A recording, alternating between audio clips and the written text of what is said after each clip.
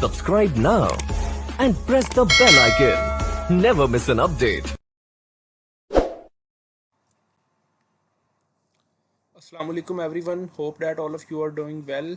आज का हमारा जो टॉपिक है वो फाइनल ईयर प्रोजेक्ट है। इसमें हम फाइनल ईयर प्रोजेक्ट है डिफरेंट डिग्रीज़ के उनके रिलेटेड डिस्कशन करेंगे, जिसमें हमारे पास सबसे पहले MGT मैनेजमेंट 619 का जो फाइनल ईयर प्रोजेक्ट है उसको हम डिस्कस करेंगे।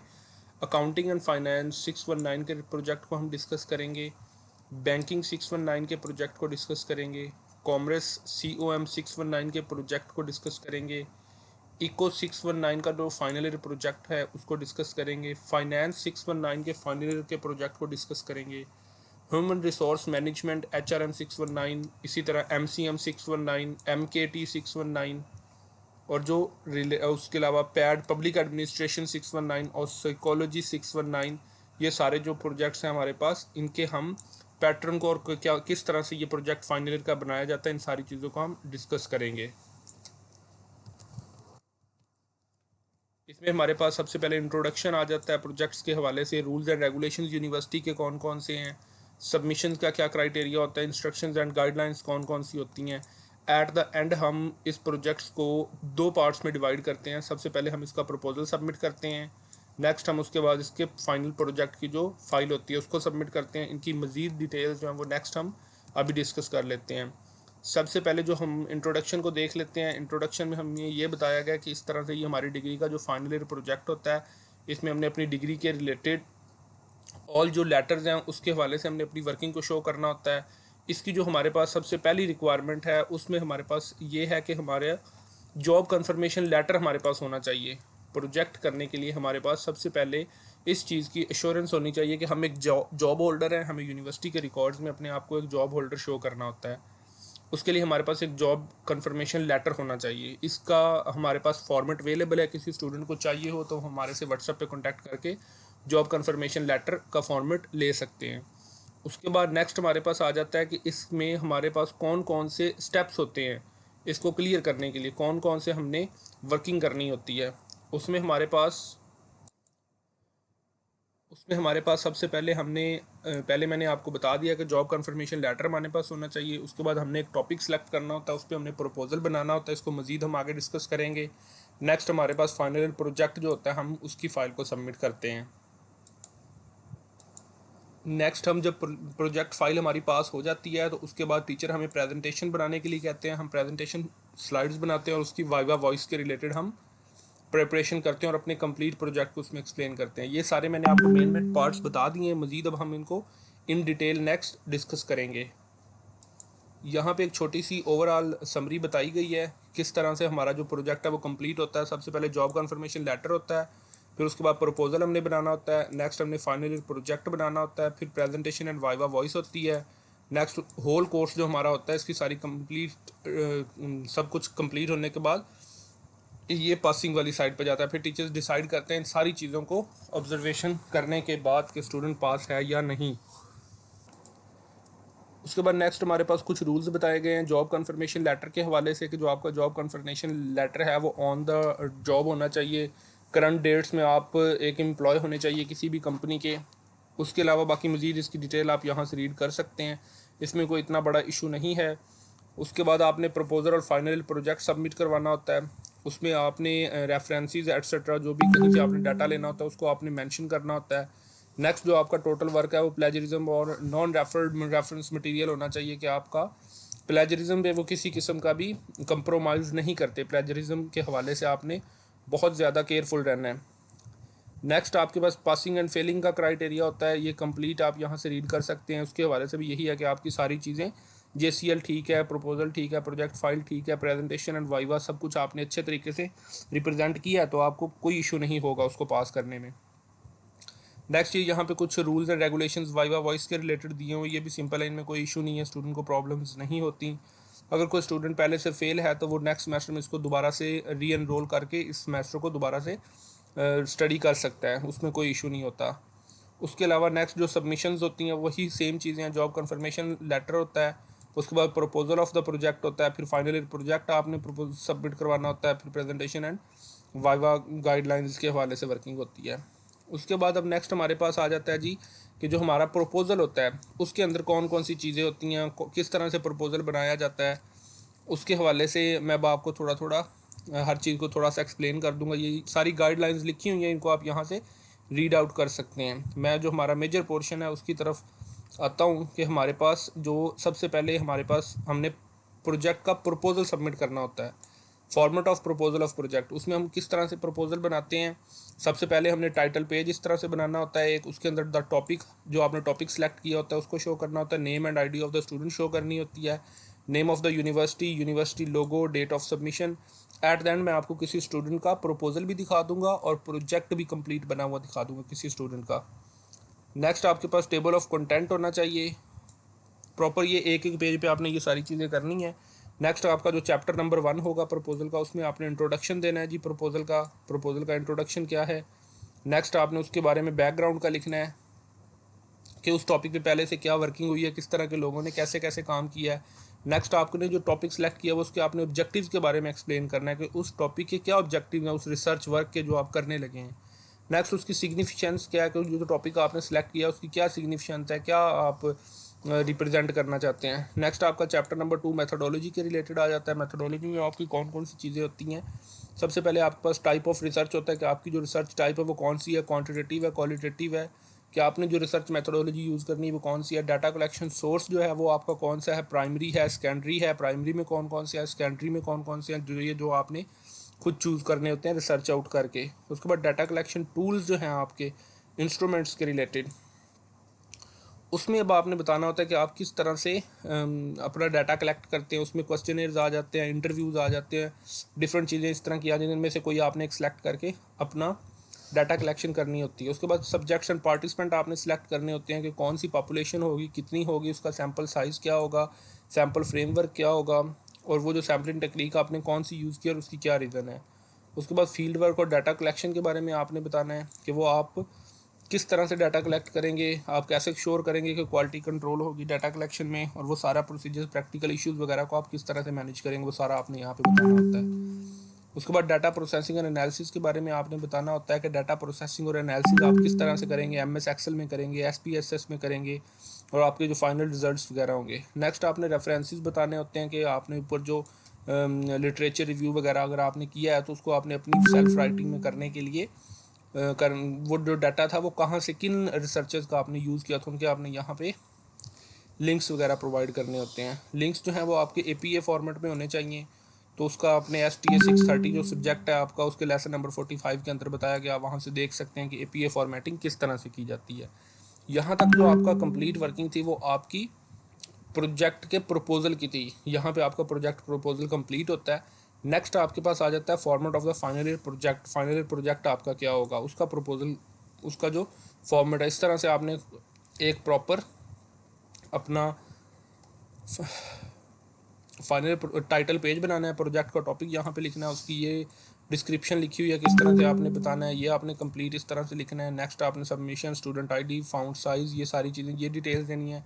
ये आपका टाइटल पेज बन जाता है। यहाँ पे आपने डेडिकेशन देनी है, ऑप्शनल, आप चाहे इसको छोड़ भी सकते हैं। नेक्स्ट आपने एक्नॉलेजमेंट बताना है, उसको आप अपनी सेल्फ राइटिंग में लिख सकते हैं। एब्स्ट्रैक्ट आपने प्रोजेक्ट की समरी लिखनी है यहाँ पे कंप्लीट, उसको डिस्क्राइब करना है। नेक्स्ट ये टेबल ऑफ कंटेंट की स्पेसिंग वगैरह के हवाले से यहाँ पे डिटेल बताई हुई है।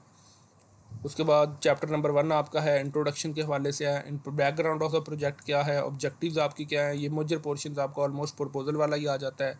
थोड़ी थोड़ी चीज़ें आपने इसमें एक्सप्लेन करनी होती है, सिग्निफिकेंस आ जाती है। चैप्टर नंबर 2 आपका लिटरेचर रिव्यू आ जाता है कि आपका जो टॉपिक है उसको ऑलरेडी कितने लोगों ने किस किस तरह से काम किया, उनके क्या रिजल्ट थे, उन सारी चीज़ों को आपने 1 बाय 1 एक्सप्लेन करना होता है। नेक्स्ट आपकी रिसर्च मेथोडोलॉजी आ जाती है। डाटा कलेक्शन आपका सोर्स क्या है, डाटा कलेक्शन टूल्स आपने कौन से यूज़ किए हैं, ये सारी चीज़ें एक्सप्लेन करनी होती है। सब्जेक्ट पार्टिसिपेंट्स कौन कौन से हैं, टारगेट पॉपुलेशन क्या है, सैम्पल साइज़ क्या है, टेक्निक कौन सी यूज़ की है, ईच एंड एवरीथिंग आपने यहाँ पे एक्सप्लेन करनी होती है।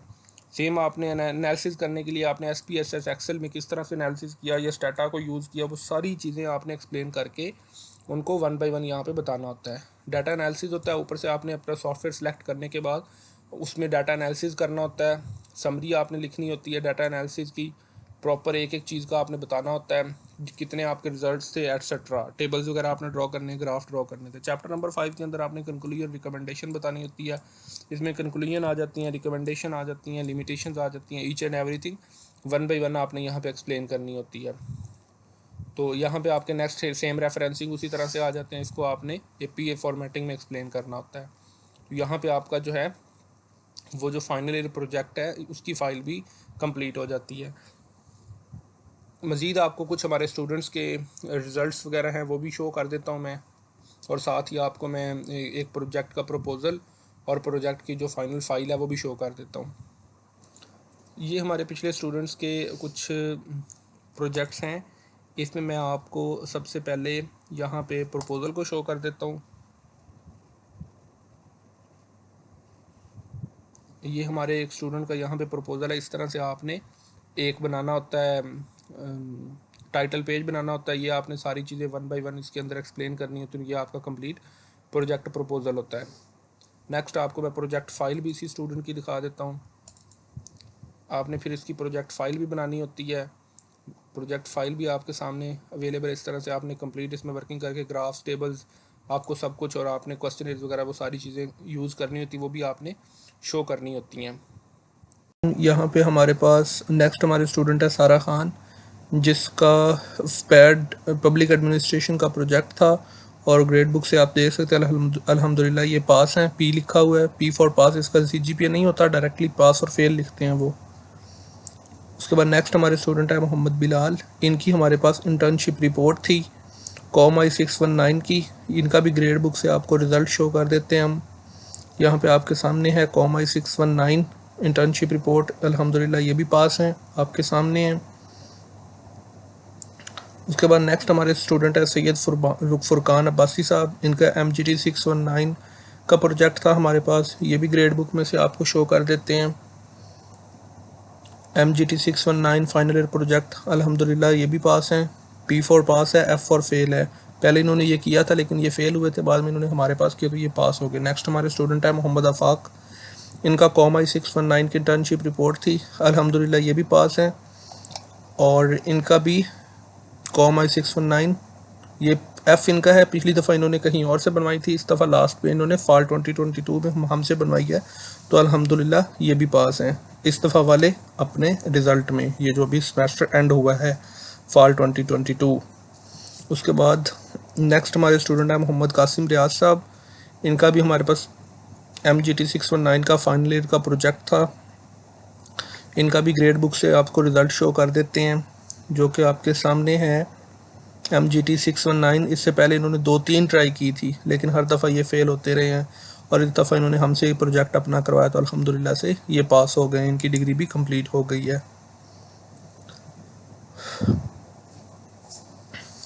उसके बाद नेक्स्ट हमारे कुछ स्टूडेंट्स हैं।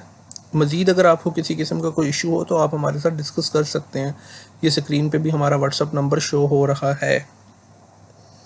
ओके, नेक्स्ट हमारे जो स्टूडेंट हैं वो है मोहम्मद आदिल अशरफ साहब। इनके HRMI 619 की इंटर्नशिप रिपोर्ट थी, जो कि अल्हम्दुलिल्लाह ये भी पास हो चुके हैं। इनका भी ग्रेड बुक से आपको रिज़ल्ट शो कर देते हैं।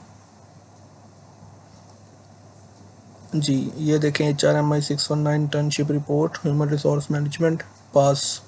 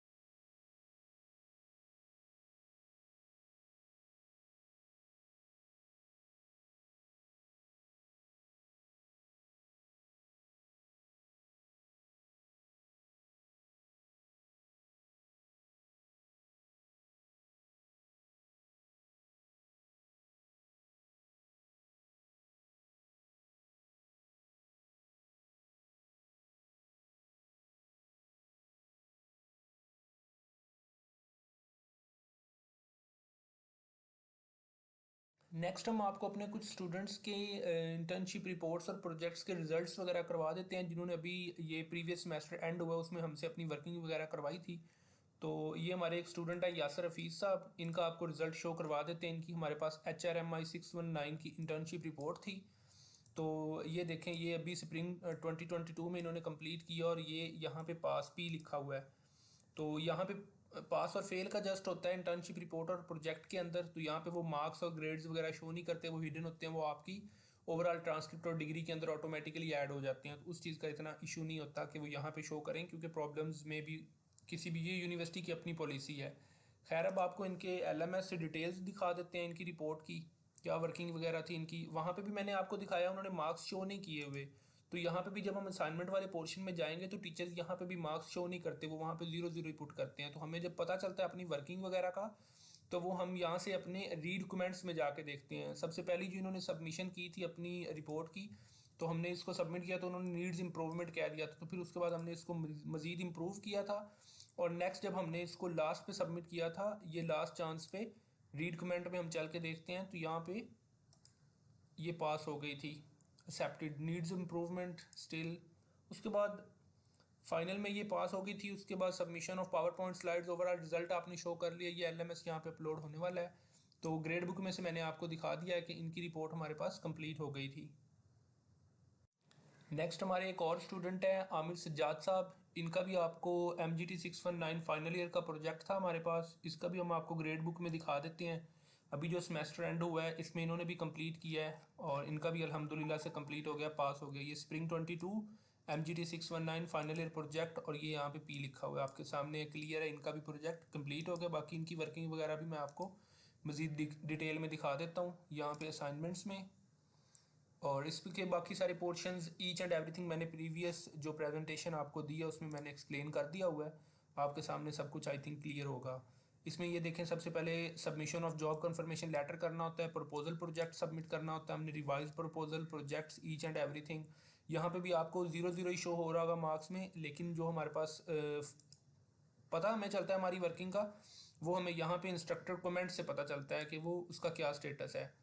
फाइनल हमने ये अपनी सबमिशंस वगैरह यहाँ पे ये अपडेट होने वाले हैं। प्रीवियस का भी अपडेट नहीं हुआ, इनका भी नहीं हुआ, लेकिन रिजल्ट में आपने ग्रेड बुक में जाके देख लिया है कि इनके जो प्रोजेक्ट और इंटर्नशिप रिपोर्ट्स हैं वो दोनों कंप्लीट हैं, उसमें किसी किस्म का कोई भी इशू नहीं है।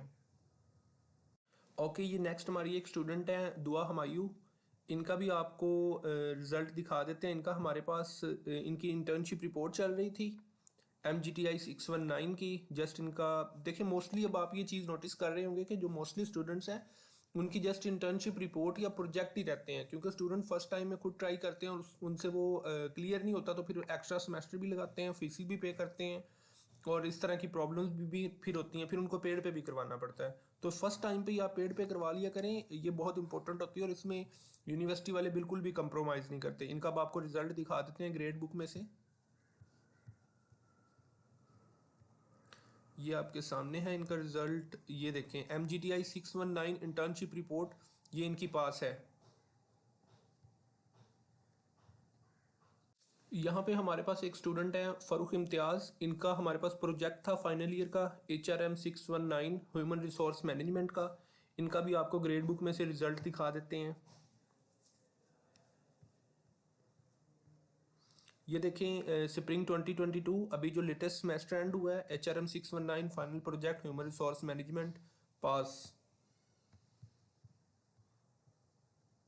नेक्स्ट हमारे एक स्टूडेंट हैं महबूब वसीम साहब, इनका भी हमारे पास प्रोजेक्ट था MGT 619 सप्लाई चेन मैनेजमेंट, इनका MBA था। और इसमें भी इनका भी आपको रिजल्ट ग्रेड बुक में से दिखा देते हैं। अभी भी इनका भी क्लियर हो गया है। ये देखें स्प्रिंग 2022 फाइनल ईयर प्रोजेक्ट और पास। हमारे एक स्टूडेंट है सरमत अली खान, इनकी भी हमारे पास इंटर्नशिप रिपोर्ट थी MGTI 619 MBA की सप्लाई चेन मैनेजमेंट के रिलेटेड। इसका भी आपको रिजल्ट दिखाते हैं ग्रेड बुक में से, अभी इनका भी लेटेस्ट रिजल्ट आया है।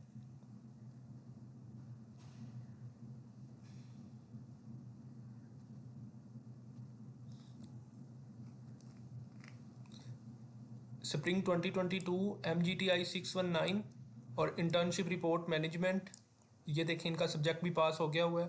लास्ट टाइम इन्होंने खुद किया था, आपके सामने एफ़ लिखा हुआ है, वो इनका फेल हो गया था। MGTI 619 इस दफ़ा इन्होंने वर्किंग अपनी हमसे करवाई है और अल्हम्दुलिल्लाह से इनकी रिपोर्ट पास हो चुकी है। नेक्स्ट हमारे पास एक ये स्टूडेंट है शानजा शहजाद।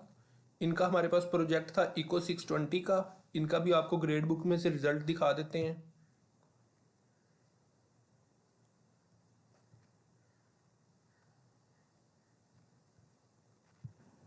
ये शानजा शहजाद का रिजल्ट आपके सामने अवेलेबल है।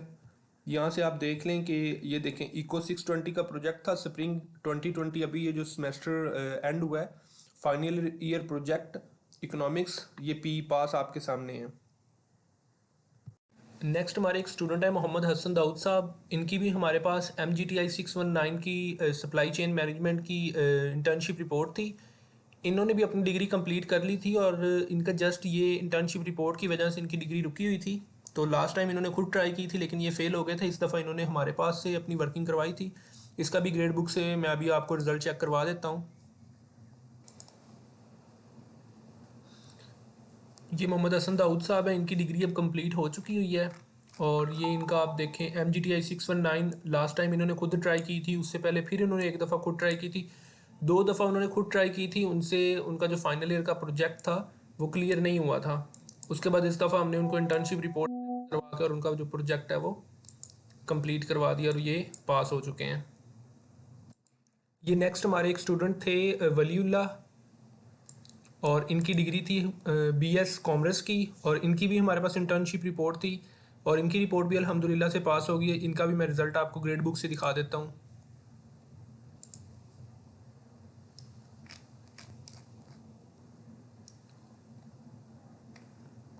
ये देखें spring 2022 com I 619 internship report commerce की और ये पी पास आपके सामने है।